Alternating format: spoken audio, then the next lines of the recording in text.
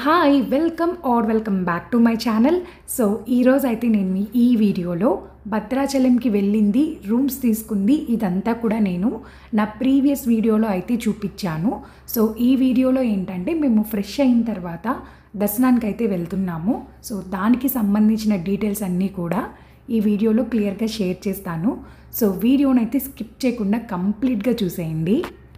మేము మార్నింగ్ కరెక్ట్గా 7:30 ఆ టైంకి అయితే స్టార్ట్ అయ్యాము. అంటే మేము వెళ్ళింది సాటర్డే కదా, సో జనాలు ఎక్కువ ఉంటారు అని కొంచెం ముందుగానే 7:30 కల్లా వెళ్ళిపోయాము.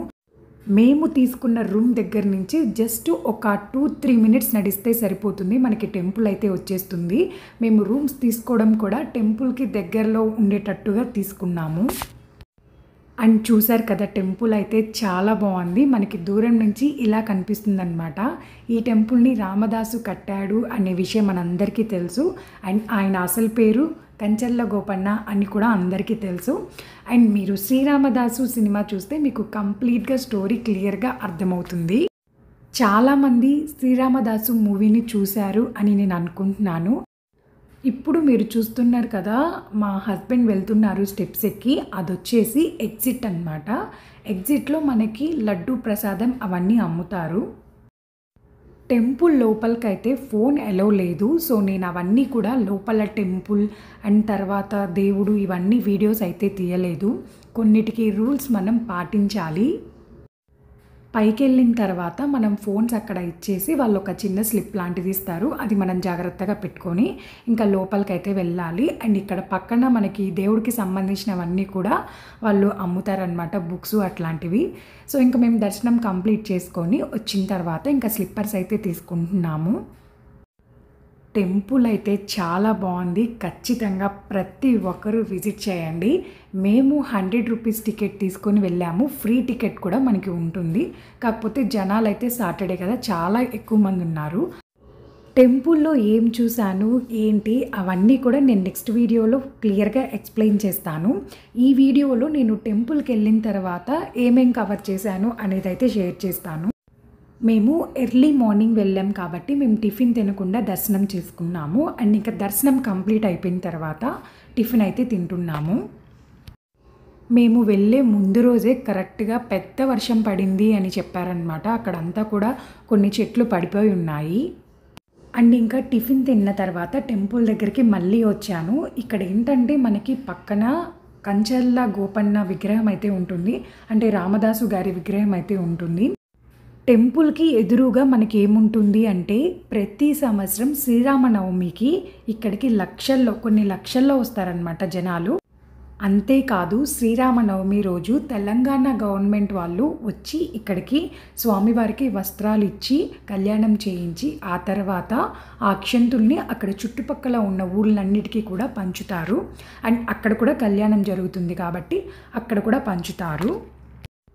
ఆ తర్వాత మేము ఒక ఆటో మాట్లాడుకొని అక్కడి నుంచి పర్ణశాలకైతే వెళ్ళాము. పర్ణశాలకి ఎంత డిస్టెన్స్ అంటే 35 కిలోమీటర్స్ డిస్టెన్స్ అనమాట. మనకి టెంపుల్ దగ్గర నుంచి 35 కిలోమీటర్స్ డిస్టెన్స్ అయితే ఉంటుంది. సో ఇంకా మనం ఆటో మాట్లాడుకోవాలి. ఆటో వాళ్ళు 800 అయితే తీసుకున్నారు. మనకి ఏమేమి కవర్ చేస్తారు అంటే పర్ణశాల కవర్ చేస్తారు. అండ్ మధ్యలో ఒక 12 జ్యోతిర్లింగ క్షేత్రం అని శివాలయం ఉంది, సో అది కవర్ చేస్తారు. అండ్ ఆ తర్వాత నారచీర, అమ్మవారు ఆరేసుకున్న నారచీర, తర్వాత స్వామివారు పంచ ఆరేసుకున్న ప్లేస్, ఇదంతా ఒక ప్లేస్ ఉంది. సో ఆ ప్లేస్ కవర్ చేస్తారు. అండ్ మనకి పర్ణశాలకి దగ్గరలోనే గోదావరి నది ఉంటుంది. అక్కడ కావాలంటే బోటింగ్ అయినా చేయొచ్చు, బట్ మేమైతే బోటింగ్ చేయలేదు, జస్ట్ కొంచెం నీళ్ళు తల మీద అయితే ఉంచుకున్నాము. పర్ణశాల దగ్గర మనకి టెంపుల్ ఉంటుంది. ఆ టెంపుల్ లోపలికి వెళ్ళి దర్శనం చేసుకున్నాక టెంపుల్కి ఒక సైడ్ నుంచి మనం పర్ణశాలకు వెళ్ళాలి. సో ఈ పర్ణశాలలో కూడా మనకి ఫోన్ ఎలో అయితే ఉండదు. ఫోన్స్ అన్నీ మనం బయట ఇచ్చే వెళ్ళాలి. గోదావరి నది అయితే నేను ఇదే అనమాట ఫస్ట్ టైం చూడటము. బోటింగ్ ఎక్స్పీరియన్స్ చేయాలి అనుకున్న వాళ్ళు అయితే చేయొచ్చు, బట్ నాకైతే బుజ్జోడితో కుదరదు. అండ్ అంత డేర్ కూడా నేను చేయలేనని చెప్పి నేను వెళ్ళలేదు. పర్ణశాల దగ్గర నుంచి మళ్ళీ కొంత డిస్టెన్స్లో మనకి అమ్మవారు ఆరేసుకున్న నారచీర ఆ ప్లేస్ అయితే ఉంటుంది. బట్ అక్కడ కూడా ఫోన్ ఎలో అయితే లేదు. జస్ట్ ఊరికే కొంచెం బిట్ అయితే నేను వీడియో తీశాను అంతే. ఇంకా లోపలికైతే నేను ఫోన్ తీసి వీడియోస్ అయితే తీయలేదు. అక్కడికి వెళ్ళి ప్రశాంతంగా దండం అయితే పెట్టుకున్నాను. అండ్ ఇంకోటి ఏంటి అంటే ఇక్కడ అమ్మవారు నారచీర ఆరేసుకున్న చోట అండ్ తర్వాత స్వామివారు పంచ ఆరేసుకున్న చోట అన్ని చోట్ల కూడా మనకి అన్ని అచ్చులైతే మనకి కనిపిస్తూ ఉంటాయి. అండ్ అక్కడ వాళ్ళన్నీ కూడా నామాలు అయితే వేశారు. ఏంటి అమ్మవారు నారచీర ఆరేసుకున్న ప్రదేశం అది చెప్తుంది స్పెషల్గా అని మీరు అనుకోవచ్చు. దీని గురించి అయితే ఒక చిన్న స్టోరీయే ఉంది. నేను చెప్పాను కదా టెంపుల్ గురించి అండ్ ఈ స్టోరీ గురించి. ఇదంతా నేను నెక్స్ట్ వీడియోలో షేర్ చేస్తాను. క్లియర్ ఇన్ఫర్మేషన్ అయితే షేర్ చేస్తాను. మొత్తం ఈ వీడియోలో చెప్పాలంటే వీడియో లెంత్ ఎక్కువ అయిపోతుంది. అండ్ ఇంకా అక్కడి నుంచి మళ్ళీ రిటర్న్ అవుతుంటే మాకు మధ్యలో ద్వాదశ జ్యోతిర్లింగ క్షేత్రం అయితే కనిపించింది. సో అక్కడ బయట మోపీదేవిలో మనకి మలేషియాలో సుబ్రహ్మణ్యేశ్వర స్వామి ఉంటారు కదా, సేమ్ అలాంటిదే ఇక్కడ విగ్రహం అయితే పెట్టారు. చాలా బాగుంది.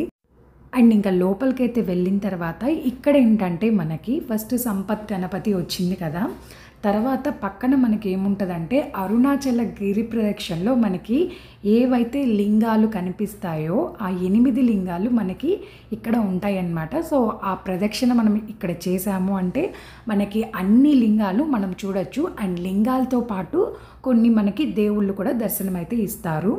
ఈ అరుణాచల గిరి ప్రదక్షిణలో మనకి 8 లింగాలు అయితే కనిపిస్తాయి. అందులో యమలింగము, ఇంద్రలింగము, వాయులింగము, వరుణలింగము, వాయువ్యలింగం ఇట్లా ఉంటాయి. అవన్నీ మనం చూడొచ్చు. అండ్ ఈ ప్లేస్లో మీరు అబ్జర్వ్ చేస్తే ఇక్కడ 1008 బ్రహ్మలింగాలు అయితే వాళ్ళు ఇంకా ప్రతిష్ఠ చేయలేదు, చేస్తారు. కన్స్ట్రక్షన్లో ఉంది ఈ టెంపుల్ కూడా. అండ్ తర్వాత నేను చెప్పాను కదా ఇంతాక లింగాలన్నీ వస్తాయి అని, అవే అన్నమాట ఇవి. అండ్ ఇంకోటి ఏంటి అంటే అరుణాచల గిరి ప్రదక్షిణలో మనం అన్ని 8 లింగాల్ని కవర్ చేస్తాము. వాటిల్లోనే ఒక్కొక్క దిక్కు అంటే నైరుతి సైడ్ నైరుతి లింగం, ఈశాన్య దిక్కున ఈశాన్య లింగం ఇట్లా అయితే ఉంటాయి. ఇక్కడ కూడా సేమ్ అలానే పెట్టారు. అండ్ ఇంకా అడిషనల్గా కొన్ని లింగాలు కూడా ఉన్నాయి. మనం వాటిని ప్రశాంతంగా దండం అయితే పెట్టుకోవచ్చు. అండ్ మీరు ఇక్కడ అబ్జర్వ్ చేస్తే నాకైతే ఇది అస్సలు అర్థం కాలేదు. మేబీ మీకు ఎవరికైనా తెలిస్తే నాకు కమెంట్ సెక్షన్లో ప్లీజ్ కమెంట్ చేయండి. గణపతి సప్త మాతృకలు అని ఉన్నాయి. బ్రహ్మి, మహేశ్వరి, కౌమురి, వైష్ణవి అని ఇలా కొన్ని పేర్లు అయితే పెట్టారు. నాకైతే ఇది అర్థం కాలేదు. ఇదే ఫస్ట్ టైం చూస్తున్నాను. అండ్ తర్వాత మరకత లింగంని ఫస్ట్ టైమే చూస్తున్నాను. తర్వాత ఇక్కడ ఇంకో లింగం చూడండి, శ్రీపాద లింగం అని ఉంది. ఇది కూడా నేను ఫస్ట్ టైం చూస్తున్నాను ఈ లింగాన్ని. తర్వాత కుబేర లింగం, ఇవన్నీ కూడా మనకి అరుణాచల గిరి ప్రదక్షిణలో కనిపిస్తూ ఉంటాయి. నేనైతే ఈ టెంపుల్ని చూసినందుకు చాలా హ్యాపీగా ఫీల్ అయ్యాను. ఫస్ట్ టైం అన్నమాట ఇలాంటి టెంపుల్ని నేను చూడటము. అంటే ఇప్పుడు మీకు చూపించాను కదా 8 లింగాలు ఇంకా కొన్ని దేవుళ్ళు అండ్ లింగాలు కనిపిస్తాయి అని. వీటితో పాటే మనకి ద్వాదశ జ్యోతిర్లింగాలు కూడా ఉన్నాయి, అవి కూడా చూపిస్తాను. అండ్ ఇక్కడ ప్రదక్షిణ చేసే చోటు మనకి అద్దాల మండపం అయితే ఉంది. ఇక్కడ ఏంటంటే మనకి శివుని కుటుంబం కనిపిస్తుంది. అంటే ఈశ్వరుడు, పార్వతీదేవి, సుబ్రహ్మణ్యేశ్వర స్వామి, శ్రీవల్లి దేవసేన అండ్ సిద్ధి బుద్ధి వినాయకుడు వీళ్ళైతే మనకి కనిపిస్తారు అద్దాల మండపంలో. అండ్ ఇక్కడ వచ్చేసి ఈశాన్య లింగం అయితే ఉంది. తర్వాత కృష్ణ మందిరం అలా ఉంది. అండ్ ఇక్కడ మీరు అబ్జర్వ్ చేసినట్లయితే సృష్టిలో నవగ్రహాలు ఉన్నాయి అండ్ నవరత్నాలు ఉన్నాయి అని చెప్పి ఒక్కొక్క రత్నం గురించి డీటెయిల్గా అయితే ఇక్కడ ఇచ్చారు.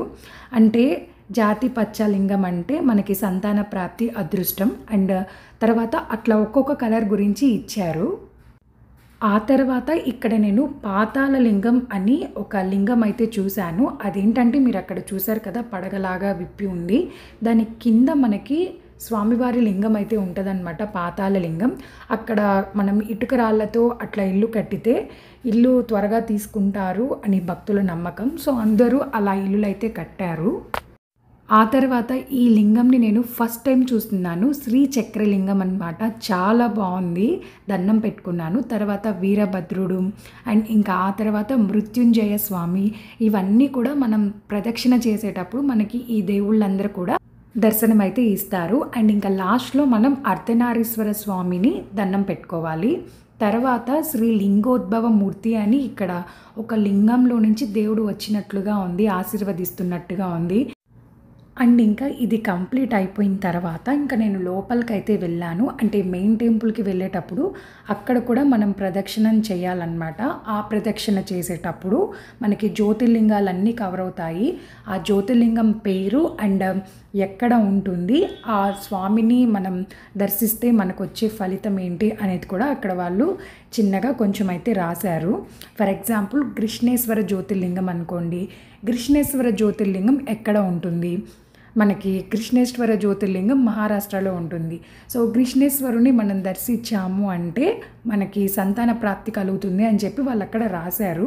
సో అవన్నీ కూడా నేను వీడియో తీశాను. అంటే జ్యోతిర్లింగాలన్నిటినీ ఒకే చోట చూడాలి అనుకున్న వాళ్ళకి ఈ వీడియో చాలా హ్యాపీనెస్ ఇస్తుంది. అండ్ చూడటానికి కూడా చాలా బాగుంది. మనం అన్ని దేవుళ్ళని కూడా ఒకే చోట దర్శనం చేసుకోవచ్చు.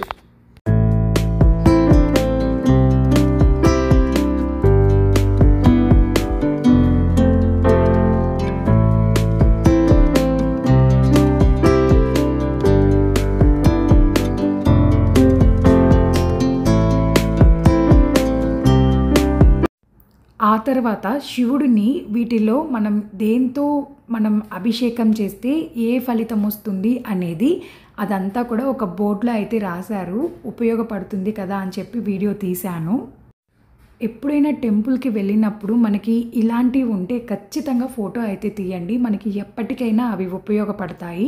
అండ్ మనం చేసిన వీడియో చూసిన వాళ్ళకు కూడా ఉపయోగపడుతుంది. అండ్ ఇంకా మేము రిటర్న్ అయితే వచ్చేసాము. ఆఫ్టర్నూన్ రెస్ట్ తీసుకొని ఇంకా ఈవినింగ్ అయితే టిఫిన్కి బయటకు వెళ్ళాము. ఎక్కువ ఎండగా ఉందన్నమాట. సో ఆఫ్టర్నూన్ రెస్ట్ తీసుకున్నాము. సో ఇంతే ఫ్రెండ్స్, సింపుల్ వీడియో. అండ్ నా వీడియో మీకు నచ్చినట్టయితే ప్లీజ్ దయచేసి లైక్, షేర్ అండ్ సబ్స్క్రైబ్ అయితే చేయండి. Thanks for watching. Bye bye.